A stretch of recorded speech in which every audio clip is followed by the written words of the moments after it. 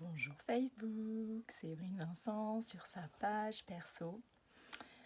Alors aujourd'hui, mon focus va être vraiment de venir vous parler de en quoi, quand on est leader de sa vie, ça va venir déclencher parfois certaines personnes autour de nous, que ce soit nos compagnons, que ce soit nos amis, que ce soit notre famille. Et la première chose en fait que j'ai envie de vous parler, c'est que moi, à un moment donné, effectivement, il m'a fallu passer par cette étape de voir combien ça venait me faire peur, en fait, de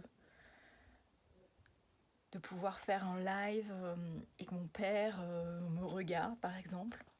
Je me rappelle, l'année dernière, j'ai fait une masterclass qui s'appelle Tout est possible. Et en fait, c'est la première fois que mon père me voyait en live. Et j'avoue que c'était à la fois super challengeant, super puissant en fait, de venir m'autoriser à être simplement qui j'avais envie d'être, et en même temps le savoir là, présent, en live. Et ça a été en fait un déclic très très très très très fort en moi, de m'autoriser à commencer à être de plus en plus celle que j'avais envie d'être sur les réseaux sociaux. Peu importe en fait ce que les autres allaient me dire, peu importe ce que mon père allait pouvoir penser de moi, peu importe ce que mon père allait pouvoir voir et percevoir de qui j'étais.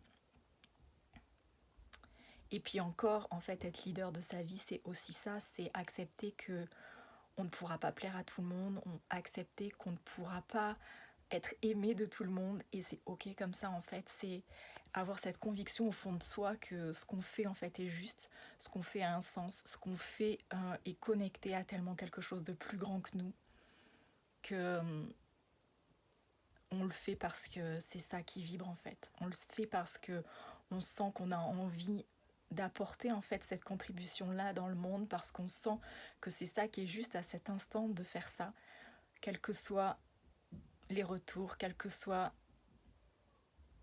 les jugements que peut-être on recevra, ou également les preuves d'amour qu'on recevra, parce que être pleinement soi-même, c'est aussi être dans cette acceptation de tout recevoir. Le positif comme le négatif, le confort comme l'inconfort, la reconnaissance comme la non-reconnaissance. Tout est là, présent en fait. C'est ça, accepter d'être dans se donner, se recevoir à la fois. Et en même temps, c'est se recevoir soi-même en fait. Se recevoir soi-même avec beaucoup de douceur et beaucoup de bienveillance envers nous-mêmes.